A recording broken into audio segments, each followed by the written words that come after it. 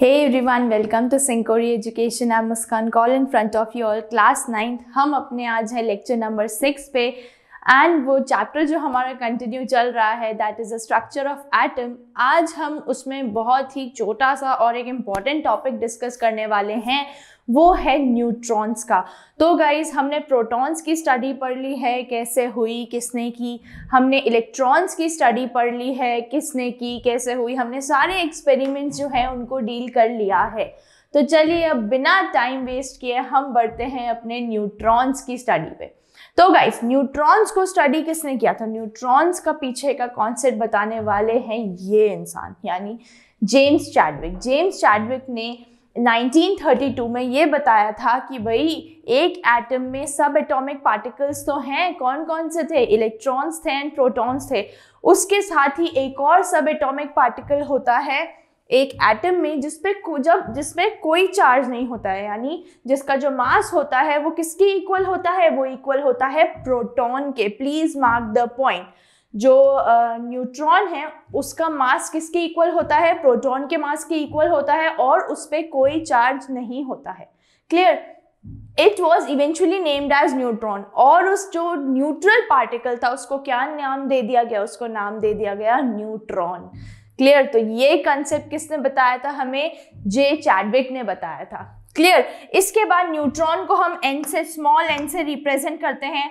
जैसे हम प्रोटॉन को अगर प्रोटॉन की बात करें तो हम प्रोटॉन को P पॉजिटिव से रिप्रेजेंट करते थे, इलेक्ट्रॉन को हम E नेगेटिव से रिप्रेजेंट करते थे और न्यूट्रॉन को हम स्मॉल n से रिप्रेजेंट करते हैं.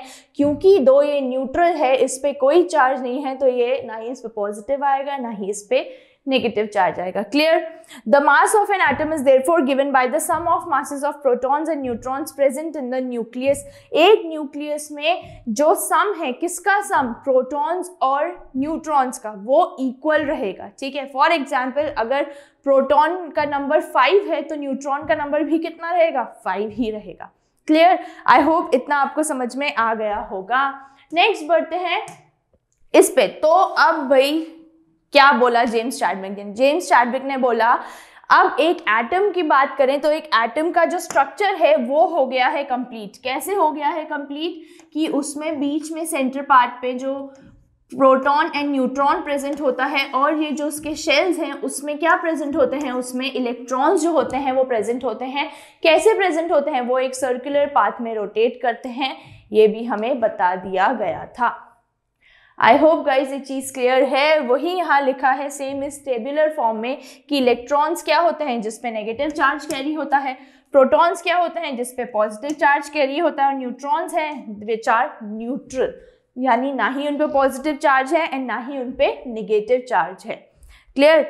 अब चलते हैं हम अपने चार्ज पार्टिकल्स पे. तो आपको आई होप याद होगा इलेक्ट्रॉन्स की डिस्कवरी किसने की थी? J Thomson. याद है कैसे की थी? कैथोड रे, एक कैथोड रे का एक्सपेरिमेंट था जिसमें क्या हुआ था? कैथोड, दो मेटल की प्लेट्स लगाई गई थी, एक पे पॉजिटिव चार्ज था, एक पे नेगेटिव चार्ज था. पॉजिटिव चार्ज टर्मिनल से जो कनेक्ट था उसका नाम क्या पड़ा था? एनोड. एंड जो नेगेटिव टर्मिनल से कनेक्टेड था उसका नाम पड़ा था कैथोड. क्लियर? फिर इस कैथोड से क्या देखा गया कि कुछ रेस पास हो रही हैं और जो कहाँ स्ट्राइक कर रही हैं? जाके एनोड पे स्ट्राइक कर रही हैं. और एनोड के पीछे कैसे हमें पता चला? क्योंकि एनोड के पीछे यानी उस ग्लास ट्यूब के पीछे हमने जिंक सल्फाइड जो एक फ्लोरोसेंट मटेरियल है उसकी क्या कर दी थी? लेयरिंग, उसकी एक कोटिंग कर दी थी. उससे हमें पता चला. क्लियर?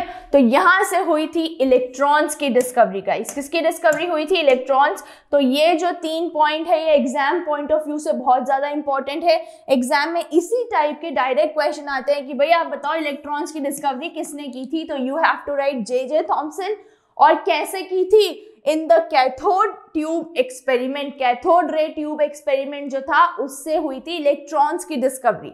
नेक्स्ट चलते हैं प्रोटॉन्स की डिस्कवरी पे. प्रोटॉन्स की डिस्कवरी की थी हमारे रदरफोर्ड जी ने, यानी अर्नस्ट रदरफोर्ड ने की थी प्रोटॉन्स की डिस्कवरी. कैसे की थी? गोल्ड फॉइल याद है सबको? 1000 एटम थिक गोल्ड फॉइल ली गई थी. और क्या लिए गए थे? अल्फा पार्टिकल्स जो थे वो लिए गए थे. जो अल्फा पार्टिकल्स किसके थे? हीलियम के जो है पार्टिकल्स थे जिनका मास था 4u. जिनका कितना मास था? 4u। यहाँ क्या हुआ था, एक जो ये अल्फा पार्टिकल्स थे वो बहुत स्पीडली, बहुत हाई वेलोसिटी से गोल्ड फॉइल में पास कराए जा रहे थे एक बीम ऑफ लाइट के थ्रू, और हमने क्या देखा, हमने देखा कि वो उसको पेनिट्रेट करते हुए पास तो हो गए, उसमें भी क्या हुआ, कुछ तो पार्टिकल स्ट्रेट लाइन में पास हुए, कुछ ने स्लाइट डेविएशन शो किया, मतलब कुछ एंगल पे, और कुछ ने काफी डेविएशन शो किया, और उन 12,000 पार्टिकल में से एक पार्टिकल ऐसा था जो इस गोल्ड फॉइल को टच करके वापस रिवर्ट बैक हो गया, रिफ्लेक्ट बैक हो गया। Clear guys? तो यहाँ से हमें क्या पता चला, यहाँ से हमें पता चला कि भाई यहाँ कुछ है, जो बीच में न्यूक्लियस है, जो बेसिकली जो थॉमसन थे उन्होंने क्या बताया था, उन्होंने पुडिंग के बेसिस पे एग्जाम्पल दिया था, आपको याद होगा। तो उन्होंने थॉमसन जी को बोला, अरे भाई तुमने कैसे कहा कि ये यहाँ कुछ है और प्रोटॉन्स पूरे भरे हुए हैं, बीच में पॉजिटिव चार्ज भरा है, क्योंकि अगर पॉजिटिव चार्ज भरा होता तो पहली चीज तो अल्फा पार्टिकल्स पास नहीं होते। ठीक, अब ये इनमें से जो एक पार्टिकल वापस ऐसे टकरा के आया है, यानी उसका मास इस 4u से कुछ तो ज्यादा होगा। क्लियर? तो इससे पता चला कि भाई इसमें एक एटम में अंदर पॉजिटिवली चार्ज पार्टिकल होता है जिसका नाम क्या पड़ गया, that was named as protons. Clear? And at the end जो थर्ड डिस्कवरी हुई वो हुई न्यूट्रॉन्स की, जो जेम्स चैडविक ने की थी। तो अब एक बार लोकेशंस देख लेते हैं, इलेक्ट्रॉन कहाँ पाए जाते हैं गाइस? इलेक्ट्रॉन न्यूक्लियस के बाहर पाए जाते हैं। ये न्यूक्लियस है जिसमें प्रोटॉन्स एंड न्यूट्रॉन्स होते हैं, और जो इलेक्ट्रॉन्स होते हैं ये न्यूक्लियस से बाहर पाए जाते हैं, ये इस ऑर्बिट पे क्या करते हैं, रिवॉल्व करते हैं। क्लियर? प्रोटॉन एंड न्यूट्रॉन की जो लोकेशन है वो मैंने आपको बता दी है कि ये न्यूक्लियस के अंदर पाए जाते हैं। और इलेक्ट्रॉन का चार्ज कितना होता है? इलेक्ट्रॉन का चार्ज होता है गाइस -1, प्रोटॉन का होता है +1 एंड न्यूट्रॉन इज 0 क्योंकि वो न्यूट्रल चार्ज है। आप याद करो, मैंने आपको मास भी बताया था। इलेक्ट्रॉन का मास कितना होता है गाइस? इलेक्ट्रॉन का मास होता है 9.11 × 10⁻³ kg। रिमेंबर?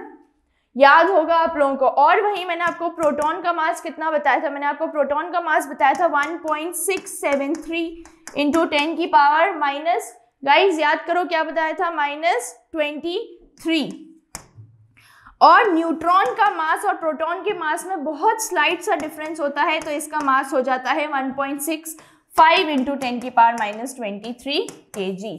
तो ये है इनके मासेस के बेसिस पे भी कुछ इनके डिफरेंस। चलिए गाइस नेक्स्ट पे बढ़ते हैं। अब यहाँ पे न्यूक्लियस की बात हो रही है, तो अब ये बहुत इजी सा टॉपिक है। आई होप अब तक आपको पूरा एक एटम का स्ट्रक्चर जो है समझ में आ गया होगा। चलिए अब हम एक एटम का स्ट्रक्चर बना भी लेते हैं, दो यहाँ बना हुआ भी है। जैसे ये जो है, what is this? This is the nucleus. Nucleus में क्या है? ये ब्लू कलर वाले तो these are the protons and ये येलो कलर वाले आर द न्यूट्रॉन्स। तो न्यूक्लियस के अंदर दो सब एटॉमिक पार्टिकल्स होते हैं। न्यूक्लियस के अंदर, inside the nucleus there are two subatomic particles, two subatomic particles। कौन कौन से two subatomic particle है? one is the proton and the other one is the neutron। एक तो है प्रोटॉन और दूसरा है न्यूट्रॉन। ठीक, अब इस न्यूक्लियस के बाहर कुछ ऐसे ऑर्बिट्स होते हैं, उन ऑर्बिट सर्कुलर ऑर्बिट्स होते हैं, सर्कुलर ऐसा पाथ होता है जिसका नाम क्या होता है? ऑर्बिट। उस ऑर्बिट में क्या होते हैं? इलेक्ट्रॉन्स ट्रैवल करते हैं, इलेक्ट्रॉन्स रिवॉल्व करते हैं। लास्ट क्लास में मैंने आपको बताया था कि इलेक्ट्रॉन्स जब रिवॉल्व करते हैं, ना तो वो रिवॉल्विंग के टाइम पे कोई एनर्जी गेन करते हैं, ना ही कोई एनर्जी लूज करते हैं। ये वाली चीज़ों को गाइस, जो पुराने जितने भी एक्सपेरिमेंट्स हुए हैं, हमें उनको प्रॉपरली याद रखना है, क्योंकि कहीं से भी क्वेश्चन बन सकता है इन एक्सपेरिमेंट्स को लेकर। क्लियर?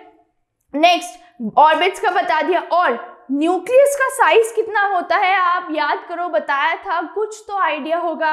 अच्छा इतना बताओ मुझे, बड़ा होता है एटम से या छोटा होता है? गाइस बिल्कुल एटम से छोटा होता है। न्यूक्लियस जो होता है वो एटम के अंदर होता है। For example this is a atom और ये न्यूक्लियस है, तो ये एटम के अंदर होता है। तो डेफिनेट सी बात है कि अगर अंदर है, if it is inside the atom, तो उसका साइज जो होगा वो एटम से तो छोटा होगा। और कितना छोटा होता है? 10⁵ टाइम्स छोटा होता है। एक न्यूक्लियस का साइज एक एटम से। आई होप इतना पॉइंट आपको क्लियर हो गया होगा। ठीक है गाइस, अब हम बढ़ते हैं एटॉमिक नंबर पे और मास नंबर पे। अब ये एटॉमिक नंबर और मास नंबर क्या होते हैं मैम? ये आपने हमें डाल्टन वाले चैप्टर में भी बताया था कि क्या है ये, मतलब हमें समझ में नहीं आया, बहुत क्वायरीज थी आप लोगों की। तो गाइस एटॉमिक नंबर क्या होता है? एक एटम के अंदर कितने नंबर ऑफ प्रोटॉन्स प्रेजेंट है। ठीक है, हाइड्रोजन की बात करते हैं। किसकी बात करते हैं हम? हाइड्रोजन की। हाइड्रोजन का एटम था और हमने क्या किया? हाइड्रोजन के एटम में से झांक के देखा। ठीक है, हमने झांक के देखा तो हमें कितने प्रोटॉन्स दिखे? हमें दिखे कि भाई उसमें एक ही प्रोटॉन है, एक ही प्रोटॉन होता है हाइड्रोजन में। हाइड्रोजन के एक एटम में एक ही प्रोटॉन होता है, तो उसका जो एटॉमिक नंबर हो गया वो कितना हो गया? वो भी 1 हो गया। ठीक है, कार्बन की बात करते हैं। कार्बन के एटम में हमने फिर से ऐसे झांक के देखा, न्यूक्लियस में, एटम में और न्यूक्लियस में होता है प्रोटॉन, याद रखना प्लीज, प्रोटॉन जो है वो न्यूक्लियस में होता है। हमने फिर से ऐसे झांक के देखा तो वहां हमने क्या देखा कि भाई कार्बन के पास उसके जो न्यूक्लियस है उसमें कितने प्रोटॉन्स हैं? 6 प्रोटॉन्स हैं, इसलिए जो है एटॉमिक नंबर भी कितना हो गया? 6 हो गया। क्लियर?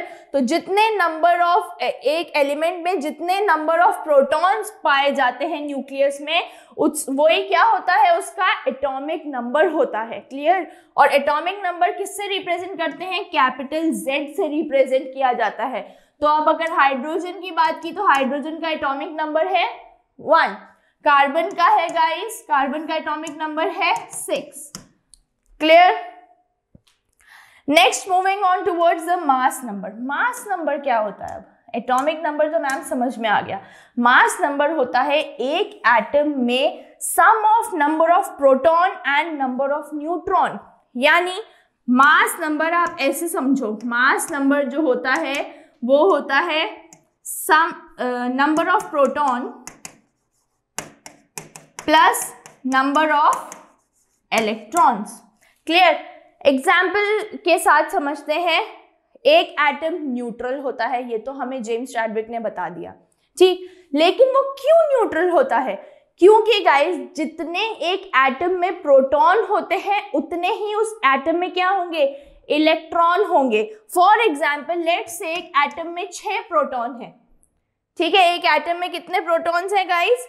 6 प्रोटॉन्स है। As the sum of number of protons and number of neutrons. Neutrons का, सॉरी गाइस, इट्स न्यूट्रॉन्स। ठीक है, न्यूट्रॉन्स तो अगर 6 हैं तो इसका जो इसके नंबर ऑफ न्यूट्रॉन भी कितने हो जाएंगे?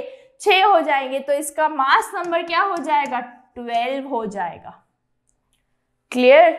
I hope it would be clear with you कि मास नंबर और एटॉमिक नंबर क्या होता है। And the most important thing, mass number को कैपिटल A से डिनोट किया जाता है। ठीक है, अब मैं आपको एक चीज बताती हूं कि अगर एक एलिमेंट हम ले लें, लेट्स से हमने एक एलिमेंट ले लिया X।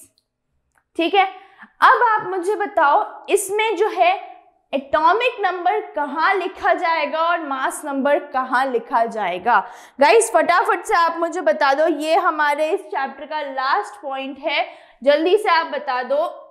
ये एक एलिमेंट है, हमने ले लिया है X, इसमें जो है हम मास नंबर कहाँ लिखेंगे और एटॉमिक नंबर कहाँ लिखेंगे?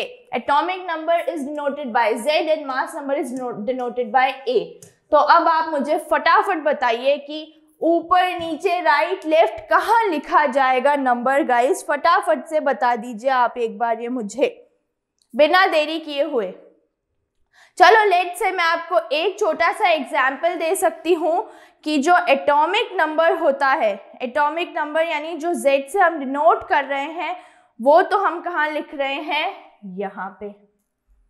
ठीक है, एटॉमिक नंबर हमने कहाँ लिखा? यहाँ नीचे। तो अब हम मास नंबर कहाँ लिखेंगे? यहाँ।